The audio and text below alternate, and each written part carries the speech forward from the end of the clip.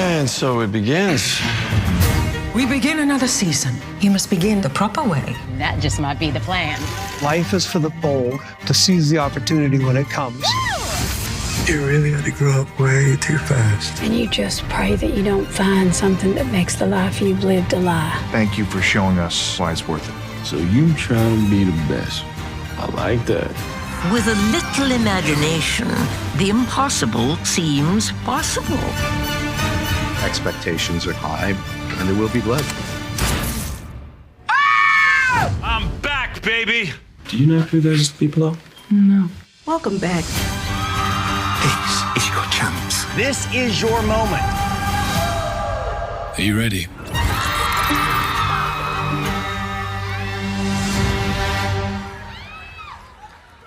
Hi, welcome, everybody.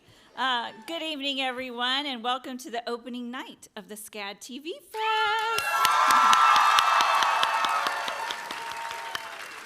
My name is Christina Routhier, and I'm the Senior Executive Director of SCAD Theaters and Festivals, and I'm so glad to have all of you here with us this evening. For 14 years, the SCAD TV Fest has brought the very best of television and the creative brains behind it right here to Atlanta and to SCAD. Each year is full of incredible screenings, unforgettable panels, masterclasses, and most importantly, our amazing current students and alumni. Give yourselves a round of applause. The energy of this and all of our SCAD festivals is unsurpassed thanks to all of you. So enjoy this week. Keep your eye on the schedule and take in all that you can. Tonight we step into the glitz and glam of Bridgerton. And I think I see more than just a few contenders for Diamond of the Season here tonight. And we'll kick it off this night of Regency by honoring Queen Charlotte and Lady Danbury. To present the Outstanding Achievement in a Series Award, please welcome SCAD sophomore Sternisha Pratt.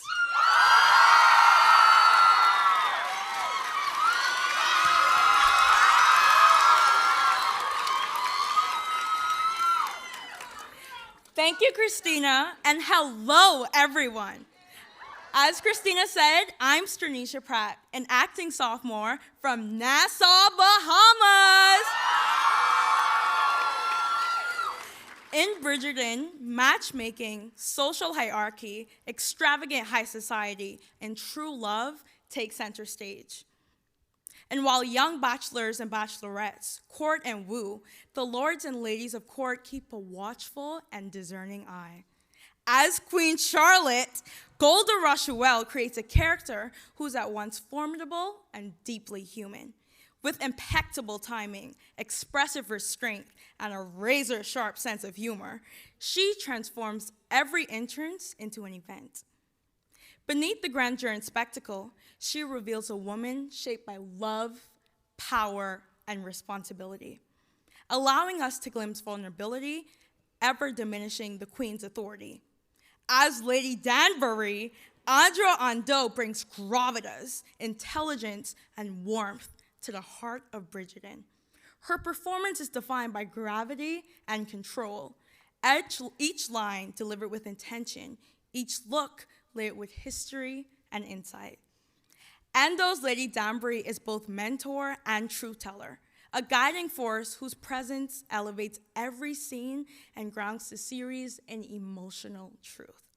Together, Golda Rosheuvel and Adjoa Andoh form the moral and emotional backbone of Bridgerton.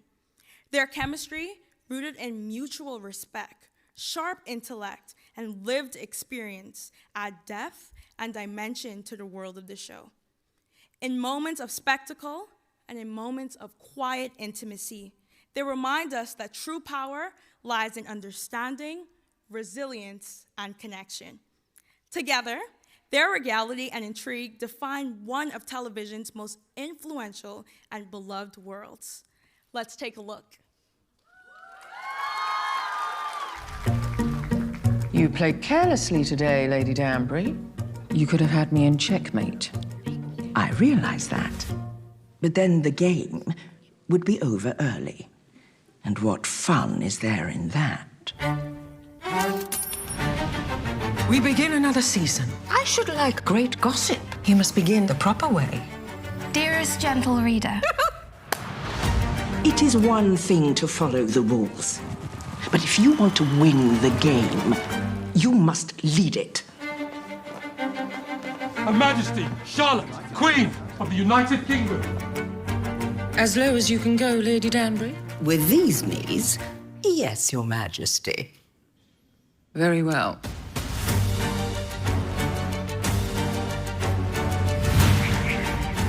Please welcome Outstanding Achievement in the Series Award honorees, Golda Rosheuvel and Adjoa Andoh.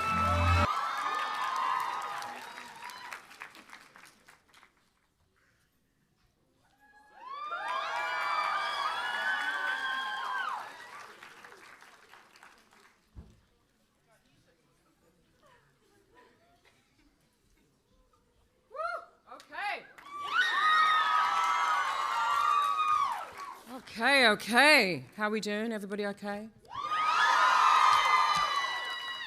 I'll just say a few words. I want to thank you so much for this award. It truly is an honor. I want to begin by thanking SCAD and President Paula Wallace for creating a place where creativity, ambition, and big, bold storytelling are not only encouraged, but celebrated. The arts are facing an unprecedented challenges at the moment, and this support matters more than ever. We've had an amazing day today, and it's been really inspiring spending time with the students. To the SCAD students, you are the future of this industry. Your voices, your ideas, and your willingness to take risks are exactly what will keep storytelling exciting. Shows like Bridgerton exist because people dared to imagine something a little unexpected. And trust me, the world is always ready for your next surprise. Our work is part of a bigger company, and these awards, yes, reflect our work, but I have to give a shout out to the writers and actors and the crews that together create this magic. Lady Whistledown would no doubt remind us that behind every grand success is a remarkable collective.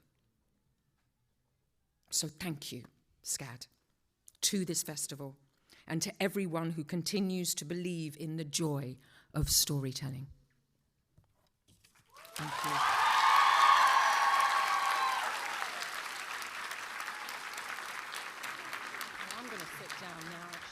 Sit down. I'm going to agree with everything she said because she's marvellous and wise and lovely, and we're having a lovely time working together. Thank you, SCAD, for this award. I'm like Golda, I'm very honoured. Thank you, Paula Wallace. Thank you, Christina Rivera, for this amazing festival. Thank you, Stanisha, for your amazing introduction. You can do our reviews going forward. Okay, listen. How lucky are you to be studying here? As Golda said, the arts is under a lot of pressure at the moment. We were walking around your campus this afternoon. Gorgeous, what amazing facilities you have. Please appreciate them. And do your very best to suck all the juice out of the education you're going to get here, all the learning you're going to get here. You made the decision to come here, students. You made the decision that your future was in the creative arts. So honour your choice and work super hard as much as you can. Play even harder. Enjoy each other, enjoy your individual gifts and skills and all the learning you're going to get, because you're going to need every ounce of it when you get out into the industry, because it's a hard industry. And as we know from personal experience, you can be out of work quite a lot. So prepare for that. What are you going to do with your out-of-work time? How are you going to keep body and soul together? How are you going to keep your creative muscle flowing? I said this to a gathering of students this afternoon, but there are many ways to become famous. That's not what this is about. This is about storytelling. It's about being in communion with one another. We're all unique individual souls. But you know, in this room at the moment, all our hearts will be aligning and we will be beating as one. That's what the biological function of the body does. When it feels another heart, it beats with it, okay? So this is about communion. It's about how we recognize each other through all the apparent differences. We all have the same beating heart, and the beating heart doesn't care what you look like, what your income bracket is, what your class is, what your race is, what your religion is, who you love. The beating heart beats with you because it recognizes a fellow. We are all fellows together. And the art of storytelling is about telling the story of the fellows, and in all their glorious, wonderful, brilliant variety. And when you decided to become creatives, when you decided to become actors, to train, to direct, to produce, to write, who knows where it will take you, you took on the sacred mantle of honoring your heart and the heart of your fellows. So, you know, enjoy all the fabulousness. Lord knows we enjoy the fabulousness. Accept all the highs and lows, but know that you have taken on a sacred task by becoming storytellers, and honor yourself and honor your craft. You know, this place gives you the opportunity to practice all of that. Get it in your bones, get it in your muscles. The body remembers everything. So when you are acting, think about how you feel, think about how you communicate, because your work can save someone else's soul, right? It's that serious. And it's also that fun, because you get to dress up, put on a silly voice, and someone will pay you to do it. That's what we've been doing for decades. It's marvelous. But, you know, there is joy and there is serious intent in all of that. So love it all. We have one life. Make the most of yours. Thank you again.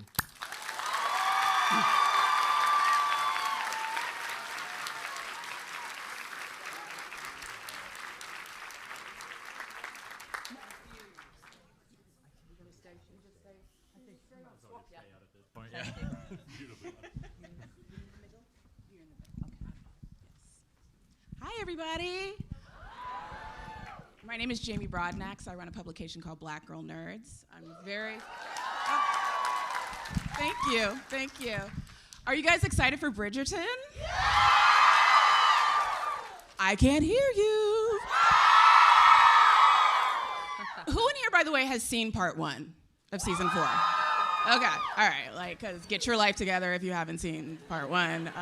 We are going to be seeing a screening after the Q&A, so, you know, of course, as fans, repeated viewings is like a requirement of Bridgerton, so very excited for that tonight. We have, of course, the lovely Adjoa Andoh and Golda Rosheuvel to talk about all things Bridgerton Season 4, and thank you guys so much for just taking the time out of your busy schedules to chat with us here at SCAD TVFest. We're honored to be here, so thank you. Absolutely. So this question is for the both of you. You both return to characters who are officially pop culture royalty at this point. What does it feel like stepping back into these iconic roles, and how have Queen Charlotte and Lady Danbury grown and surprised the course of this season of Bridgerton? Well, it's fabulous, first and foremost, to be coming back to work, you know, with Adjoa and all the guys and, you know, our kind of core ensemble. And I joked with Adjoa the other day that I really truly believe that Lady Danbury and Queen Charlotte are in a little room somewhere on set, waiting for us to open the door and say, come on, let's go and play. We've got another season to do. So I think that's the joy of a long-running show, that now these characters are established. Now we know what this relationship is, this love story. I truly believe that Danbury and Charlotte are one of the real deep love stories of Bridgerton.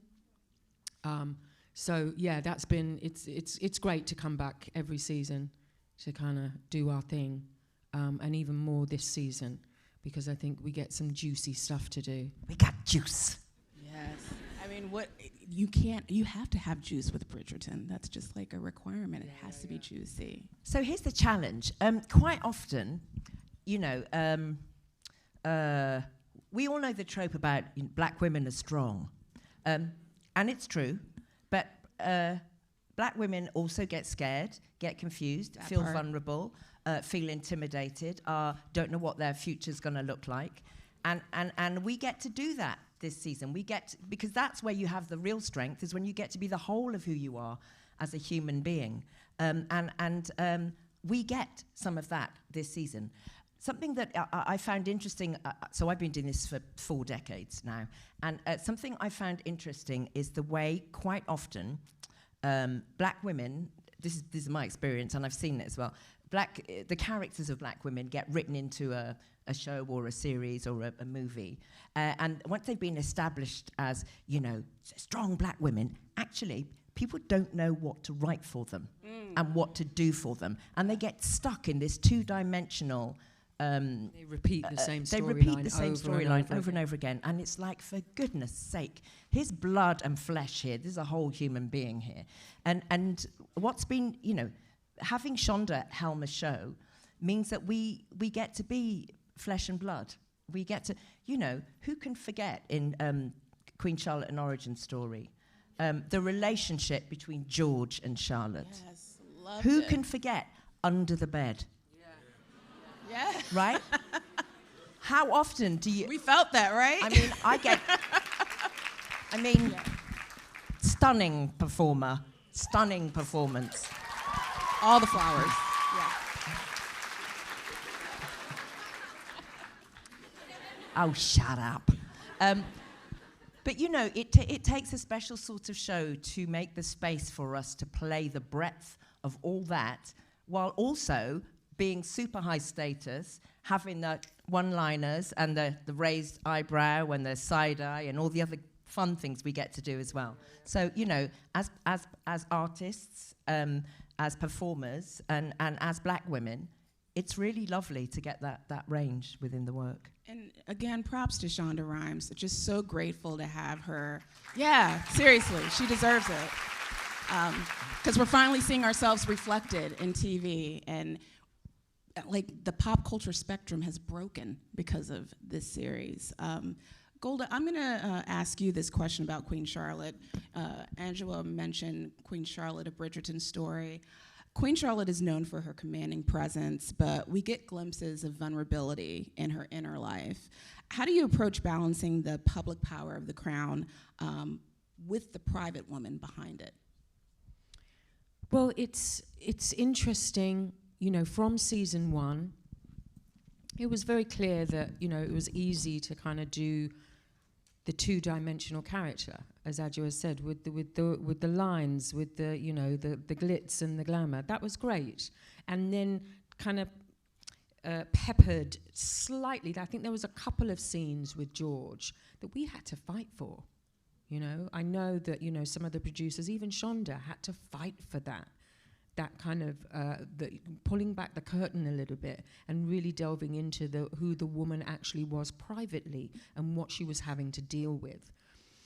And I'm so pleased that was fought for, because the reaction from you guys and the fans across the world was really touching, that they understood who this woman was because of those moments. And, then Shonda came to us and said, I want to do an origin story. And so then to really delve into the true love story of these two people. And that was real. In real life, George and Charlotte dedicated their life to their love. They had 15 children, for fuck's sake. You know what I mean? That was a dedication.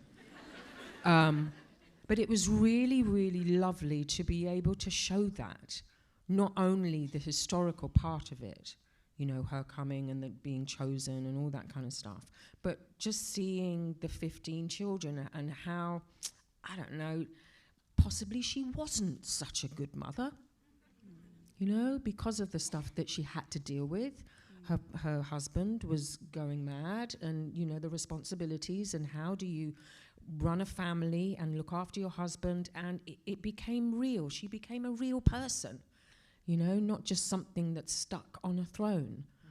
And I think for, you know, continuing on what Adjoa is saying, it's important for us as black artists to be able to show all of that, you know, to be able to bring our perspectives on our lives and, you know, how we deal with stuff into something like Bridgerton.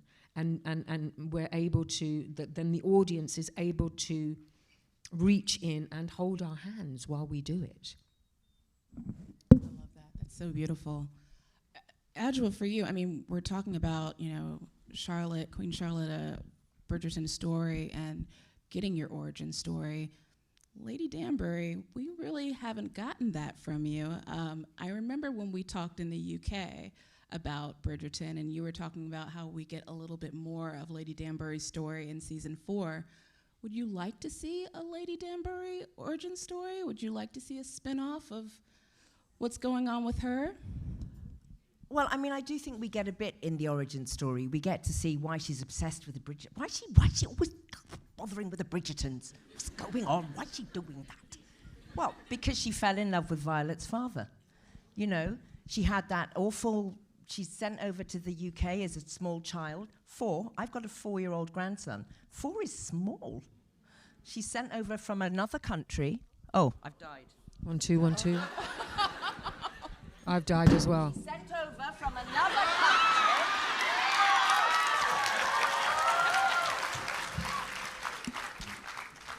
Thank you. Oh no, that was died as well. Oh, dear. Hello, hello. Project, darling. I do theatre. Here it comes. Do you want to take these and have a look? No. Oh. I'm just going to talk. We'll be here all night. So she's sent over from another country, age 4. She doesn't speak the language. She's not with her family. She's with nobody she knows. I'm going to start tapping up. To be a young woman who marries an old man, has sex with him so that he has the kids to go forward, and then he dies. Thank you, God.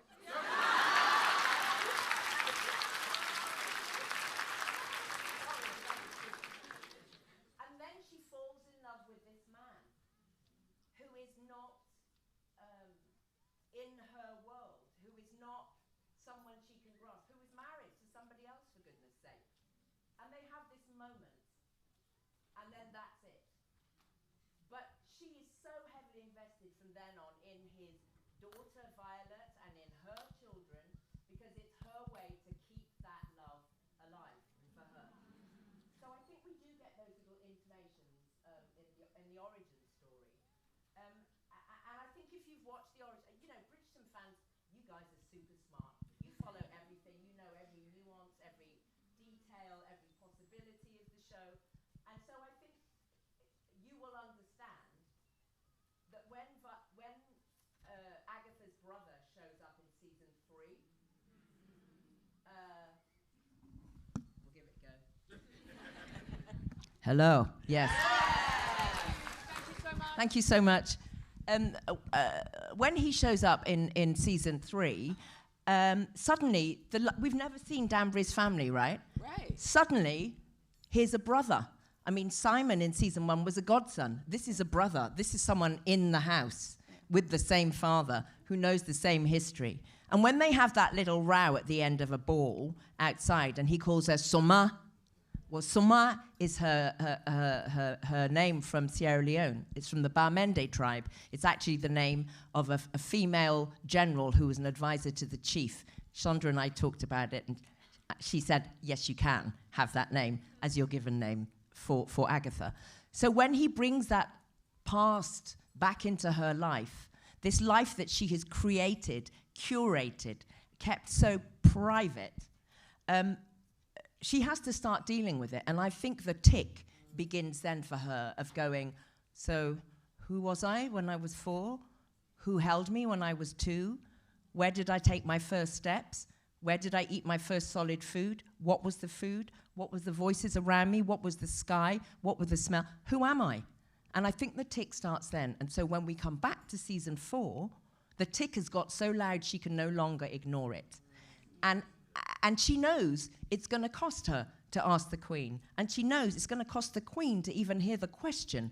Because these two women arrived in this court as women from somewhere else. Charlotte was from Strelitz, Mecklenburg, which is in Germany. As we know, Agatha's, she's not part of this world. She's not part of this court. And so they did the deal. They did the deal, as we saw in the origin story, where Agatha went, I can show you how this works, this place. I can show you the game of the ton. But I need you to give me status so that I can have a title that my children can inherit and we are secure. So they do the trade. But the trade becomes much deeper than that. It becomes a friendship. It becomes a way of navigating this world. When we see George, I can't remember which season it is. You remember he wanders into the room? That is season 2. Do you remember? George wanders in, and we're all around the throne. Yeah, with the Sharmas. And we all turn around, and there's George, and it's so heartbreaking, because this is what this woman is dealing with off camera, off stage. And Agatha knows that. So she knows that when she says to Charlotte, I need to go, I have a gap and I need to fill it in or I can't go forward. What she's saying is, I'm going to have to leave you with all of this, the court, the intrigue, the fighting nobles, and your husband with severe mental issues, and your 15 children. I got to go. Is it any wonder that Charlotte's a bit like, I don't know about that? So that's where we get to. Yeah, well, I hope that, the stars will align and maybe we'll see a Lady Danbury origin story spin-off series eventually. Would you guys want that? Yeah. Just saying. This question is for the both of you. Both of your characters hold serious influence in the world. How does power look different for Queen Charlotte versus Lady Danbury, and how does those differences shape the choices that they make? I think QC's power is very silent. I know that that's an idea that I play with when I play her, that the silence is important, that the listening is important, the hearing maybe not so much. And I say that because of this relationship and what we see in season 4. I think Charlotte learns to hear in season 4. There's a real interesting moment. Is it this where with Whistledown? Have we got to that? I never know where we are. Where Whistledown holds the mirror up to Charlotte. We may not have got there yet because your eyes. We haven't got there yet. Okay, spoiler. Don't come after us, Netflix. I said this in the green room to one of our bosses, and she was like, "No, you don't spoil. You don't spoil. You're fine. You've done really well." Yeah, I shit on that, didn't I? Really. Anyhow, we're talking about power. We're talking about power. But yes, I'm always interested in that the silence and the stillness of power. Charlotte doesn't move around a lot. One, because of the costumes and the wigs. But there is that sense of a stillness and a silence with her power, which I think is really interesting to play. But having said that, I think there is a lot. She's a smart woman. There's a lot going on, you know. She knows each and every single thing about every single person in that room. So, and that, yeah, it's interesting to play. A follow-up to that, now that Penelope has been revealed as Lady Whistledown, how has that revelation shifted Queen Charlotte's relationships and her view of control? Well, I think that's the mischief of Charlotte.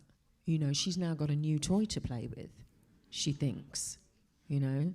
And I think she's very, very pleased with herself that she's the one that revealed to the whole of the ton who Whistledown was, you know. So but I think that's the mischief and the wickedness that we can play with Penelope. And Nicola and I have always been desperate to have those scenes. When will they reveal it? And we can kind of play together. And I can't say anything more because that would be a second spoiler.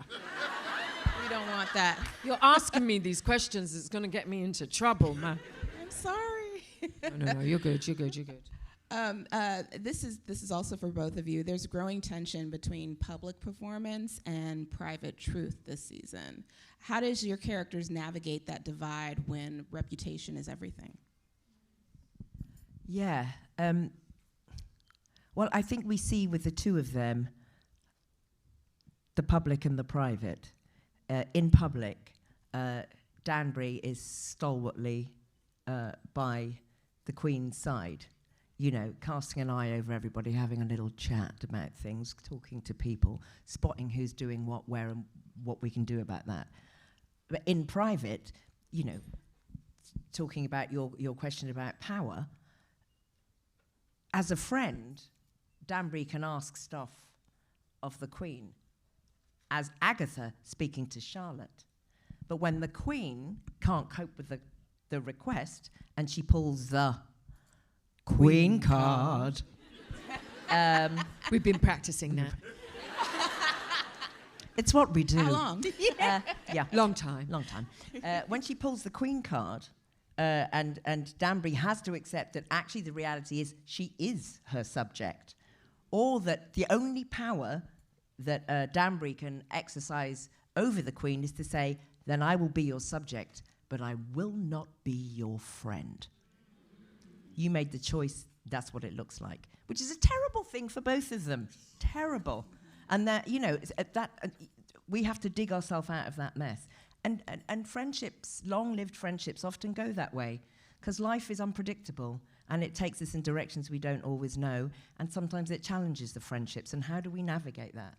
Because I would suggest that, a deep and long friendship is every bit as important and precious, sometimes even more precious, than a long romantic relationship. Oh, yeah. There's Absolutely. a sustainment that happens there. We have to navigate that in this show. And that sustaining quality is the private world. And the public world is Danbury standing by her Queen and making sure that everybody stays in line, stays in shape for the good of her Queen. See, I don't have to do much. You have to wear a double corset, darling, and hold those dogs. Yes, wigs and hold the dogs. Oh, God, the dogs. The dogs. Oh, I hate the dogs. It's not their fault, but that's honestly. a fun fact. I hate the dogs. Why do you hate the dogs? No, it's terrible. I'm a dog person as well. But those dogs. Those dogs. Do you remember when I had that Charmer dog in season 2? Yes. That dog. Wilton, Milton, Newton. That dog grew over the series. He grew over the season, yes, didn't he? Did. A lot of treats to that dog. Oh. Did he get treated better than the cast? Well, it'd be like, come on, up here. And somebody's sitting there with a treat, so the dog jumps up. And then after a while, the dog's going, think I'm jumping for one treat? Yeah. Spoiled me now. Yeah. My dog's peed on me 4 times. Oh, no. That's the truth. In Queen Charlotte of Bridgerton story. Oh. Remember the Christmas tree with the, Remember that one? And the dogs all running around? Yeah. That's it, girl. Yeah, exactly. Your extra gift. 4 times we had to stop filming. Wow. Anywho, moving on. Yeah. Some interesting tidbits there. We do love dogs. We do. The things you do for the arts. I know, suffer. What was it? Sorrows. Sorrows.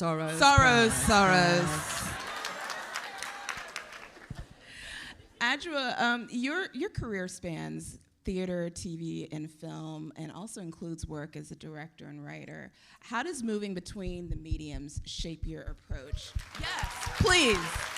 Hello. How does does that shape your approach to the character, Lady Danbury? You know Black Girl Nerds? I'm a Black Girl nerd. Yes. I'm a Shakespeare nerd. Yes.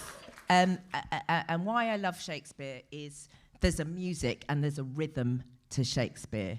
And so I love language. You know, if Shakespeare puts, when I'm teaching, I'm saying, if Shakespeare says, 3 Fs in words with 3 Fs in a sentence, you know what he's saying. You understand what's going on. There's a swing to a line. There's a swagger to it. You know, it's like the rhythm of a song. You can hear when it's on and you can hear when it's off. So I love language. And so for me, that's something about Danbury's precision with language. So I'm always looking at what's the rhythm of this sentence. And sometimes if I'm like, what's that? Then we have to talk about whether that stays or whether that shifts slightly, so that she can have that swing. And I think that's a thing from directing Shakespeare and having to work with casts where we're all going, okay, what the hell does this mean? So we're having to do a bit of Cluedo with that. So I like exploring things. I like making mistakes, because mistakes is how you learn. And I always say, I've already said it probably today, the only stupid person in the room is the one that doesn't ask the question. Because when you ask the question, half the room goes, oh, thank God someone asked it. So I bring all those different bits when I'm working. Sometimes I have to sit myself down and go, do you know, darling, you're not directing this scene. Shut up and just be in it. That's because that can happen. There are things that I'm obsessed about. I'm obsessed about when you say something that you understand what you're saying. Because sometimes we don't. Sometimes we'll sing a line, and it's not just in Shakespeare, it can be in anything. But if you don't understand what you're saying, how on earth is the audience going to understand what you're saying? So if you don't understand it, you have to interrogate it until you do. Because nobody in the whole history of humanity has ever said something for no reason. Even if you're burbling and gibbering, it's because you're anxious about, there's something going on. Everything's motivated. So I love all that stuff. And I've run my own theatre companies. I've got a production company. I'm interested in stories. I'm obsessed with telling all of our stories. I want more stories. I want the complication of life to be in the work, because we all have to deal with that every day. Audiences are not stupid. Audiences are super smart, and they follow everything. And I want to honor their intelligence with the work that we do. I love that. Yes, please applaud for that. That's beautiful. So since you brought up that you're a Shakespeare nerd, I've got to ask you, what is your favorite Shakespearean play? And have you seen Hamlet? I've seen Hamlet. I've wept my face off over Hamlet. And I loved it because I just thought it was a wonderful explanation of how possibly he wrote Hamlet. And it also tells you, my husband's a writer. Writers use their work to work out their life. And so there's something about that interpretation of Hamlet dealing with his grief, Shakespeare dealing with his grief over his lost son, that goes into that play that I love. I directed the first all-women of colour Shakespeare in the United Kingdom. Love it. Love it. We did a production of Richard II, and it's on YouTube. You can watch it. It was great. We have fun. And everybody involved in the production was a woman of colour: the fight director, the voice coach, the person that wrote the program notes, the stills photographer, the lighting designer, the costume designer, the set designer, all the actors, all the musicians, the composer. Everybody was a woman of colour. And the part of the reason I did that was because it was during Brexit, which happened in the UK, when there was a big conversation about, do we stay in Europe? Are we Europeans? Are we British? What are we? And the question became, who has a right to be a citizen of the United Kingdom? So I wanted to take the Shakespeare play that is a love letter to England, and then have people who were connected with England of the time by England's adventurism out into the world that meant that we all came back in some form to the UK, or the descendants, which was us. I wanted to have us tell the story of England, because there is no Great Britain without everybody that made it great. And everybody that made it great were everybody involved in the story of empire. So I wanted to manifest that on stage. But when you do something like that, you better not be shit. That part, yeah. So people will judge. People will judge, and they will go, oh, you were doing it for this. We did a banging production. The language was on point. It was funny. It was sad. It was thrilling. It wasn't too long. And the run was extended. So I like Shakespeare because he's flexible. You can do lots of things with it, but you have to understand the story and make it accessible to people, because that's the other thing. A lot of people think, oh, Shakespeare's not for me, because we've been taught that you have to be super smart or super educated or so. No, he's just writing a story. All you have to do is tune in, trust, and then have a company that says, we will tell you this story, and we will make it so that you understand it and enjoy it for itself as a story, not as a status symbol or any sign of high achievement. And favorite Shakespeare play? Favorite Shakespeare play? It's Richard III. I'll be really quick. The reason I've done Richard III. I did it I did a production of it. I was kind of having therapy on stage. So I grew up in an all-white farming community in the Cotswolds in England in the 1960s. There were 3 black people: me, my dad, and my brother. My father's house is still out there, and I love that village. I love cows. I can milk them. I love walking in the field. I love being on my own. I love climbing trees and all of that stuff. But there were parts of it that were challenging as well. So Richard III is traditionally a man with spine problems. And he is marked out and othered because of his physical difference. So I kept the whole story the same, didn't change anything, just made the whole community white and me as Richard black. The language works exactly the same, because Shakespeare is having a conversation about othering in that play and what it does to the human psyche and the human soul and the human spirit, and how it can rob people of their joy and their hope and their positivity.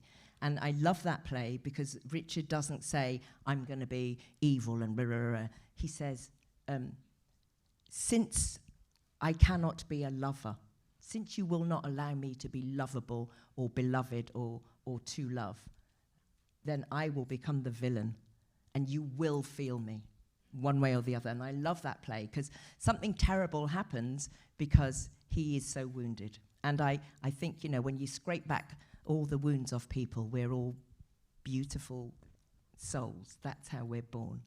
And stuff happens. And so I love that play because Shakespeare explores it. And I think there are times when everybody has a sense of feeling, hello, can you actually see me? Can you see me? I'm not what you think. See who I am from myself, not from your assumptions. I love that. So beautiful and poetic. Yeah.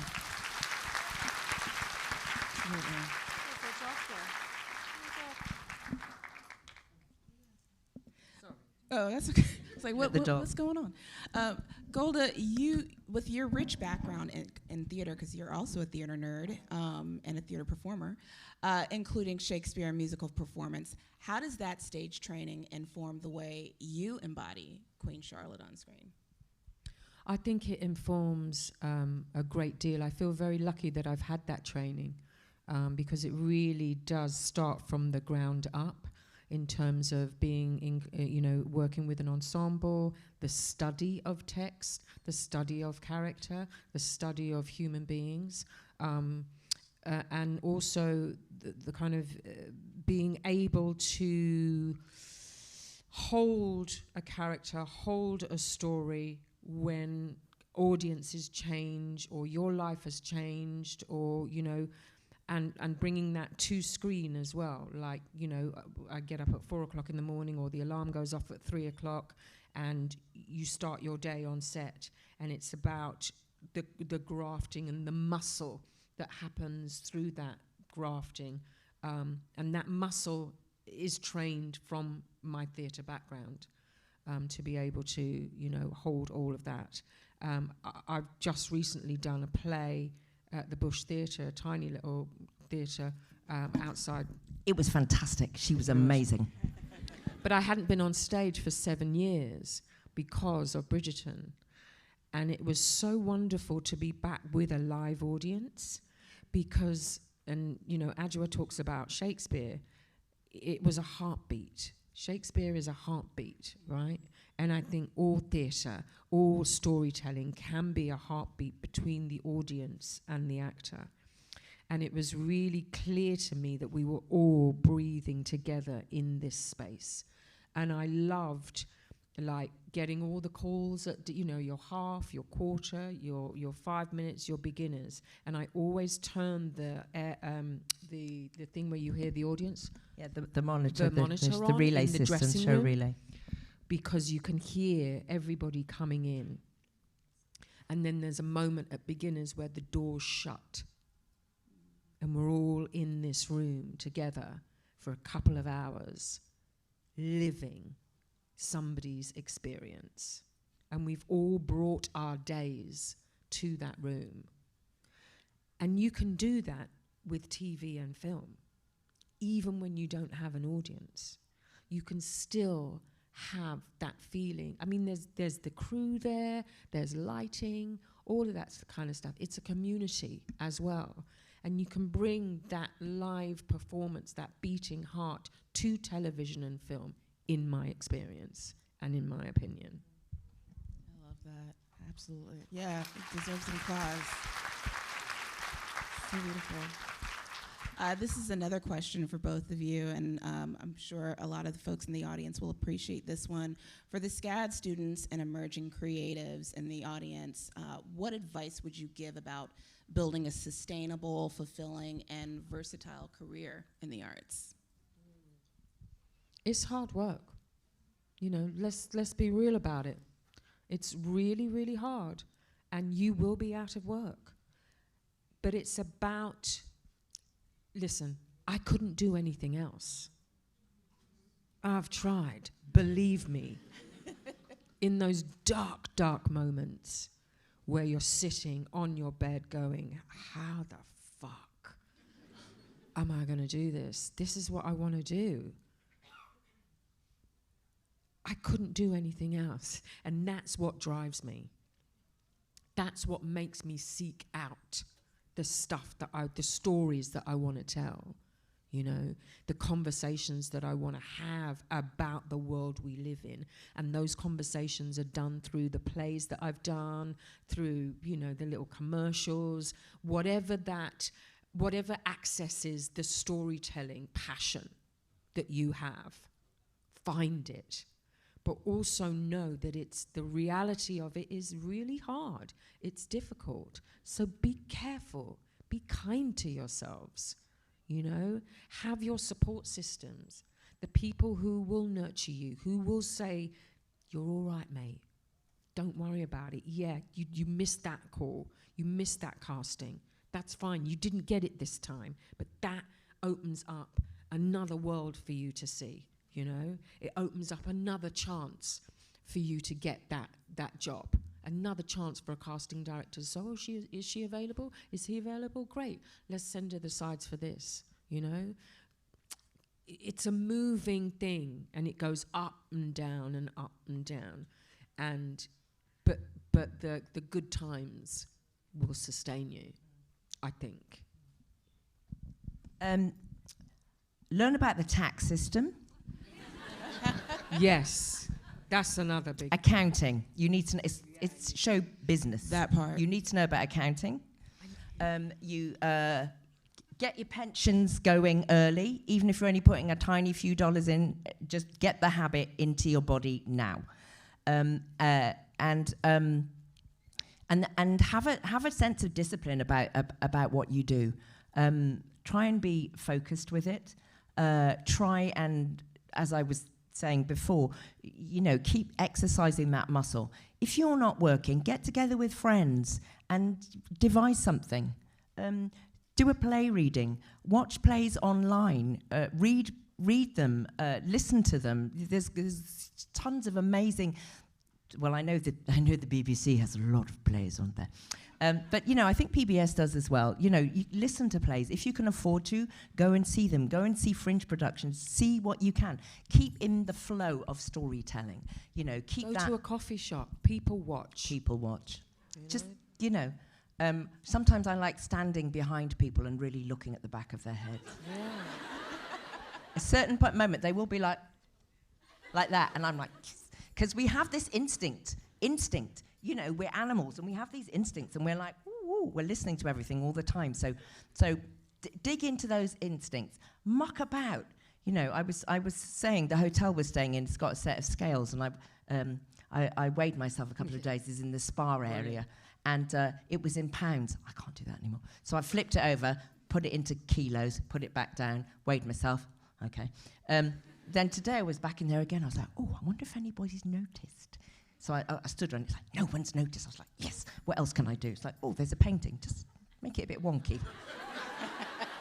See if they'll notice that. But you laugh, but that's the world you need to be living in. Keep it all fizzing. Keep Yeah, it fizzing. absolutely. Don't get with it. And don't get overwhelmed by it. Try and stay Work in the your fun imagination. of it. Yeah. Be practical. Be on time. Know your lines. Get enough sleep. Eat well so your body is healthy, because you don't act from here up. You need all of this to be going on as well. It's all that practical stuff. But understand that you are in a world of play, and it's great. There's just this thing that you have to wait for someone to give you a job. And that sometimes takes you out of the playful state. But the playful state is what you're going for. And like Golda says, I couldn't do anything. I have no transferable skills. I worked for a bank for 1 year and 1 day. Thank you. That's better than me. I was a waitress for like a couple of hours. It's not good. They fired my ass. Couple of hours. They fired me on the spot. The first night. Bye. See you. So, if it's your love and it's the thing that you love and you can't do anything else, then do it. People come up to me and they say, oh, my daughter's really interested in acting or whatever. And I'm like, can she do anything else? Does she like anything else? Because if she likes something else as much or more, go do that thing. Go do that thing. But anyway, as I said, you've chosen to be here, so now you're in it, be in it. Be in it. And that's so real, too, about the taxes thing. I just wanted to add that as an entrepreneur. Yeah, why don't they please teach get an that? accountant. Please make sure, you pay as you go, because that is real. That should be taught in drama schools. Really should. Yeah. In all schools, yes, absolutely. Amen. It's hard to see from here, but am I getting the rap or? Okay. Yes. Wow, Make that them was stop dark. talking. I was told We I had went to a clock, dark but place there. I can't see it. Well, thank you so much, Golda, Adjoa. Thank you so much for doing this. This was amazing. Absolutely.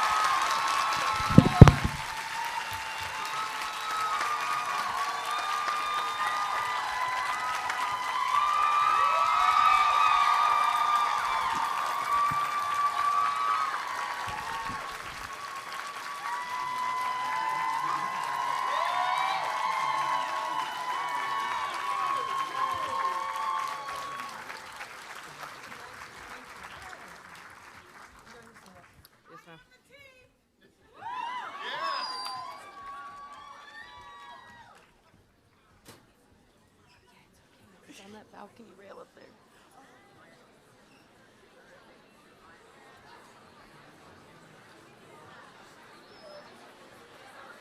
You are the bane of my existence.